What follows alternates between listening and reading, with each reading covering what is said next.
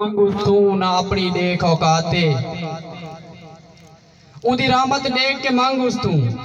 ना अपनी देख औकाते ओ हर दी सुन दे हर वेले भावे होवे दी या राते जे नसीर मंगोता पूरी कर दे हर बशर दी जैज हजाते जदा रब दे राते पेश करीवे वेंदी मौत भी बन हयाते। उस तो बाद एक जवाबी डोड़ा जावेद राज साहब दा उन्हां दा डोड़ा है कि हथ चा कि उस दियां पैरां तू ना वक्त वंजा उन वंजण दे शौकीन है संगता नवियां दा घिने शौक लहा उन वंजण दे जिवें उसदा है इवें साडा भी निगहबान खुदा उन वंजण दे रुत वलन तो सजण भी वाला आंदन रुत राज वाला उन वंजण दे। मेरा तखय्युल है कि जंदा सजण प्यारा रुस जावे कदी पूछे उसदा हाले सुख चैन सकून ते दौलत भी